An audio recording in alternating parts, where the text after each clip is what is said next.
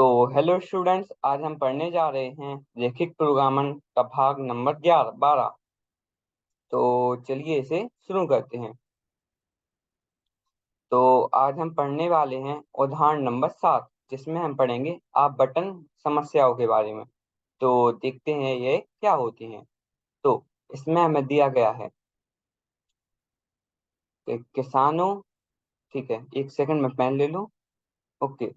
तो इसमें हमें दिया गया है किसानों की एक सहकारी समिति के पास दो फसलों एक्स और वाई को उगाने के लिए 50 हेक्टेयर भूमि है।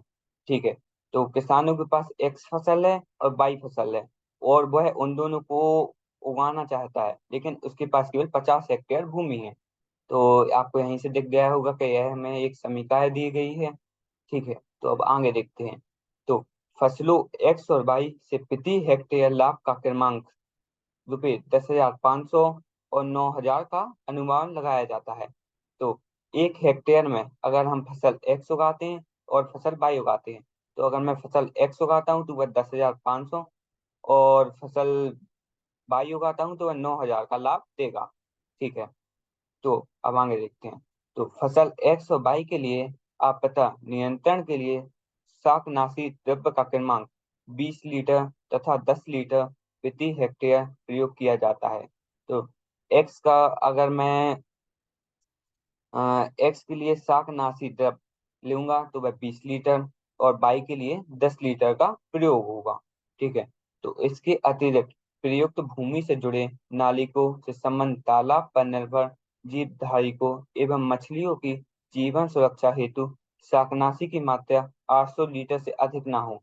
तो हमने जितने भी शाकनाशी डालेंगे, वह देखना, आप फसल एक्स को उगा रहे हैं तो 20 लीटर डलेगा, और फसल वाई को उगाएंगे तो वह 10 लीटर ले लेगा।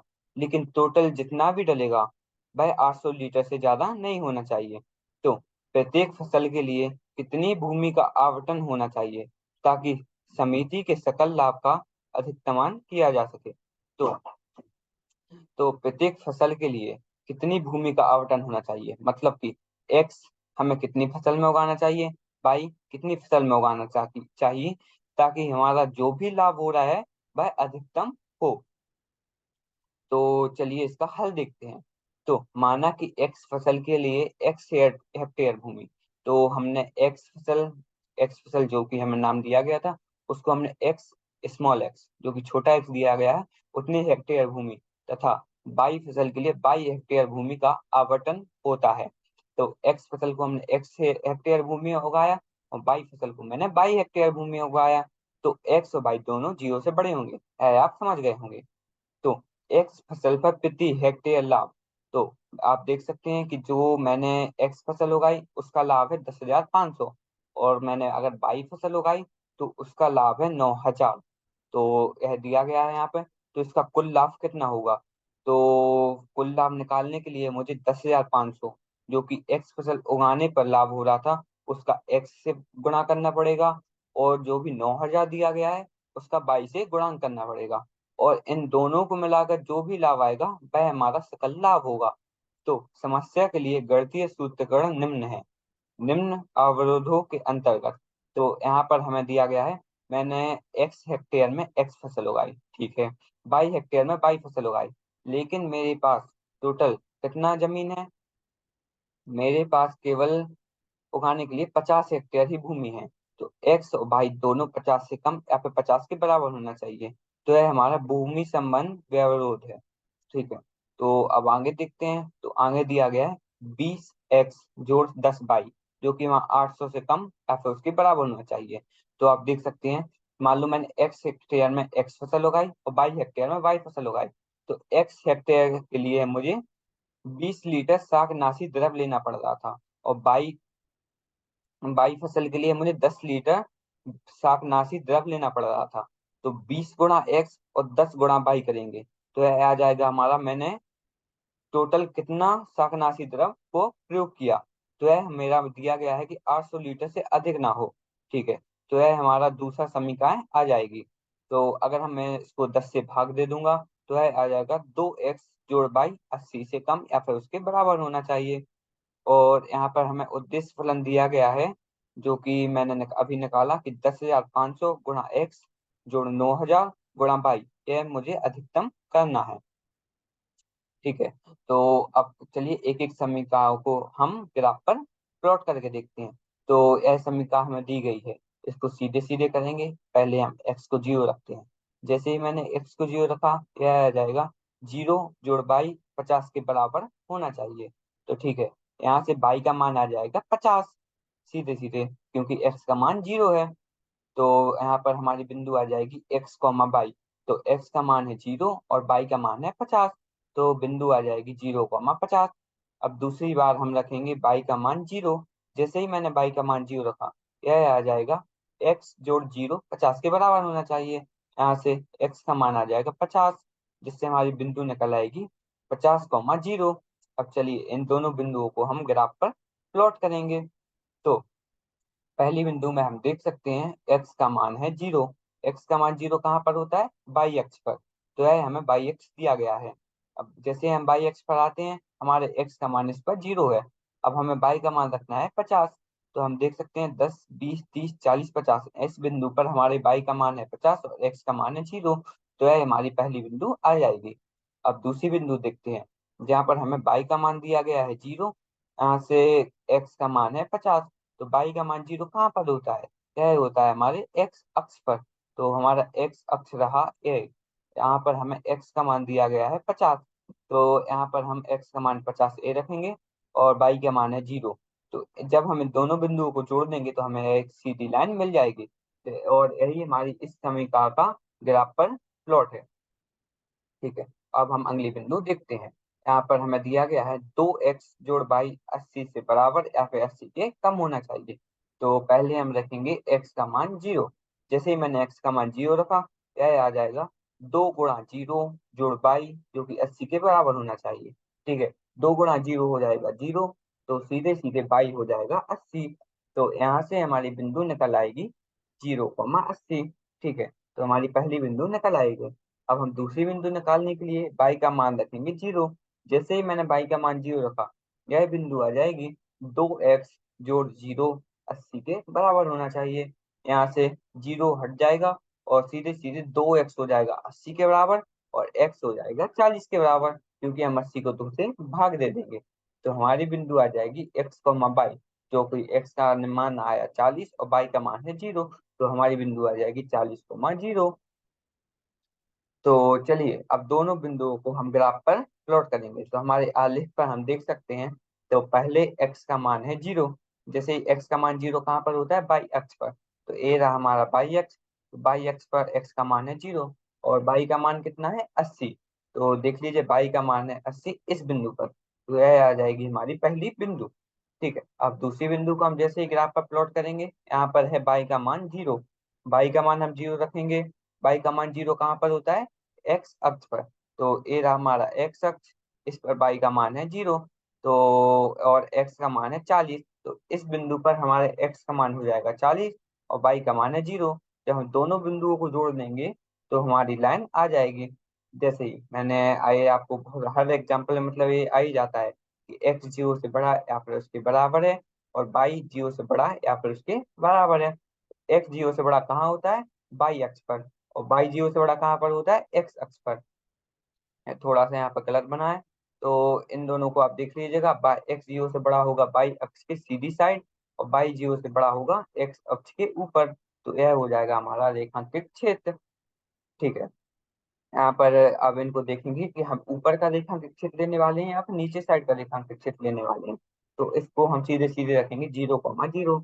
हम जैसे 0,0 रखते हैं, यह आ जाएगा 0 80 से बड़ा 80 से छोटा या फिर उसके बराबर, जो कि सही है। मतलब हम इसके नीचे का रेखांकित क्षेत्र लेने वाले हैं। ठीक है, दूसरी इक्वेशन देखेंगे। यहाँ पर हमें दिया गया है, फिर से हम रखेंगे 0,0। तो यहाँ से आ जाएगा 0 50 से बड़ा या फिर उससे छोटा है। ठीक है, जो कि सही है। तो हम इसमें भी नीचे का रेखांकित क्षेत्र या फिर सुसंगत क्षेत्र लेने वाले हैं। जब हम चारों बिंदु चारों इक्वेशन को एक ही ग्राफ पर प्लॉट करेंगे, तो हमें कुछ इस तरह का सुसंगत क्षेत्र मिल जाएगा। और यहाँ पे संगत क्षेत्र की हम कोणीय बिंदु निकालेंगे, तो यह आ जाएगी सी, जो कि हमें जीरो दी गई है 0,50। बी जो कि हमें दी गई है 30,20। और ए जो कि हमें दी गई है 40,0। एक बिंदु दी गई है 0, ओ जो कि है 0,0। अब हम बिंदु बी कैसे निकालेंगे? बिंदु बी निकालने के लिए हमें दोनों इक्वेशन को एक साथ हल करना पड़ेगा। तो हमें पहली इक्वेशन दी गई है 2x जोड़ वाई जो कि 80 के बराबर है, और दूसरी समीकरण क्या दी गई है? x जोड़ वाई 50 के बराबर है। यहाँ से हम जब मान लो मैंने इसमें से इसको घटाया, तो यहाँ से सीधे सीधे x का मान आ जाएगा 30, और जैसे ही हम x का मान इसमें 30 रखते हैं तो y का मान आ जाएगा 20। तो यहाँ से हमारी बिंदु b क्या निकल आई? 30,20। ठीक है। अब हम चारों बिंदुओं पर z का मान प्राप्त करेंगे। ठीक है। तो हम पहले करेंगे 0,0 पर। 0,0 पर z का मान आएगा 10,500 गुणा 0 जोड़ 9,000 गुणा 8। यहाँ से 9,000 गुणा 0 होना चाहिए था ये। तो यहाँ से जेड का मान आ जाएगा 0 जोड़ 0 जो कि जेड का मान आ जाएगा 0। ठीक है। अब एक ए बिंदु हमारी है 40,0। 40,0 पर हम निकालेंगे जेड का मान। तो जेड का मान निकलेगा हमारा 10,500 गुणा 40 जोड़ 9,000 गुणा 0। तो यहाँ पर आ जाएगा 4,20,000। तो हमारे यहाँ पर जेड का मान आ गया 4,20,000। ठीक है। अब हम तीसरी जगह पर जेड का मान निकालेंगे जो कि हमारी बिंदु बी है। तो बी पर हमारा बी बिंदु है हमारी 30,20। 30,20 पे हम जैसे ही जेड का मान निकालेंगे, वह आ जाएगा 10,500 गुणा 30 जोड़ 9,000 गुणा 20। यहाँ से 10,500 गुणा 30 करेंगे तो यह आ जाएगा 3,15,000 के 3,15,000 आ जाएगा, जोड़ में आ जाएगा 1,80,000। तो यह पूरा मिलाकर आ जाएगा जेड का मान 4,95,000। ठीक है। अब चौथी बिंदु हम देखेंगे जेड का मान निकालेंगे, तो यह आ जाएगा 10,500 गुणा 0 क्योंकि यहाँ पर एक्स का मान 0 है और वाई का मान है 50। तो वाई का मान हम 50 रखेंगे तो आ जाएगा 9,000 गुणा 50। तो यहाँ से जेड का मान आएगा 0 जोड़ 4,50,000। तो जेड का मान सीधा सीधा आ जाएगा 4,50,000। और हमने चारों बिंदुओं पर जेड का मान निकाल लिया है।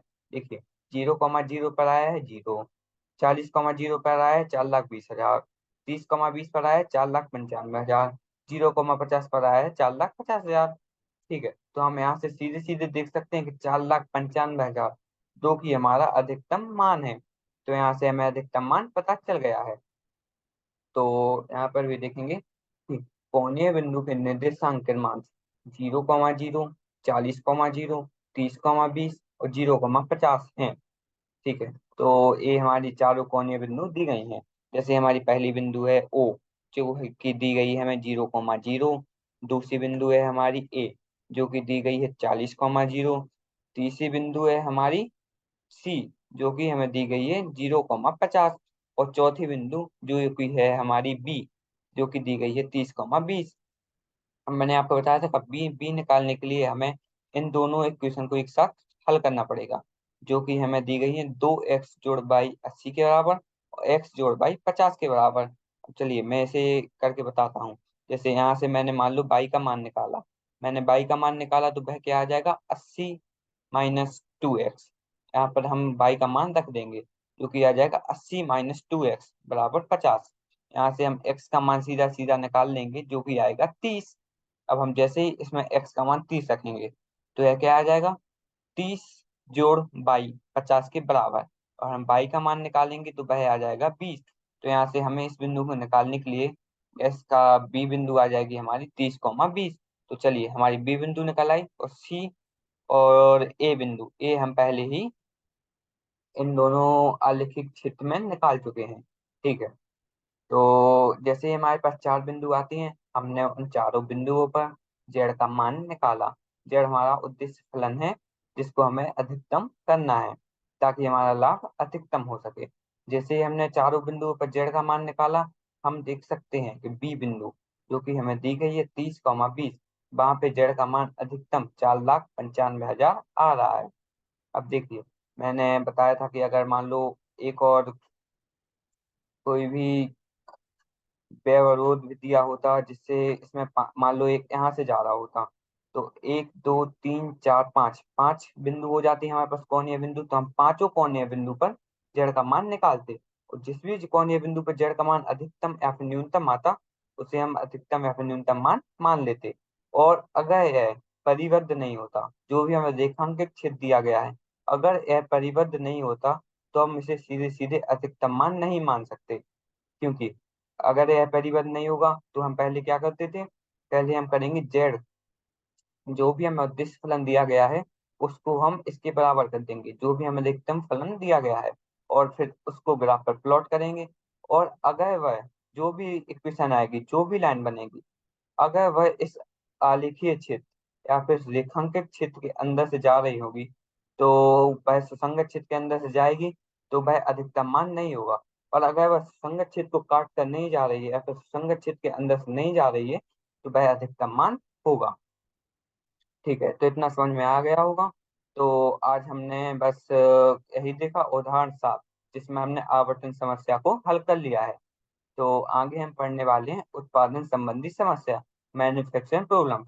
ठीक है, तो इसमें हम पढ़ेंगे कि फसल कितनी उगती है तो हमें कितना लाभ होता है, यही सब हम पढ़ेंगे, जहाँ पर हम देखेंगे कि हमें कैसे अपना खरीदारी, जो भी हमारा कॉस्ट मार्जिन होगा उसे हमें न्यूनतम कैसे करना है, और जो भी हमारा लाभ होगा उसे हमें अधिकतम कैसे करना है। तो आप इस उदाहरण को एक बार खुद से करके जरूर देखिएगा। और जो ग्राफ है, जो भी हमें ग्राफ बनाना है, ये खुद से बहुत अच्छे से आलेख पर बना के जरूर देखिएगा। ये हमारा बिल्कुल सही, जो कि जैसे बना है वैसे ही बना होना चाहिए। ठीक है, फिर हम जैसे ही बन जाएगा वैसे ही आप जड़ का मान निकाल लेंगे हर कोणीय बिंदु पर, और वहां से हम निकाल लेंगे न्यूनतम या फिर अधिकतम मान। तो ठीक है, तो हम आगे यही उत्पादन संबंधी समस्या पढ़ेंगे। तो आज के लिए बस इतना ही रहने देते हैं। मैं आशा करता हूँ आज का लेक्चर आपको समझ में आया होगा। धन्यवाद।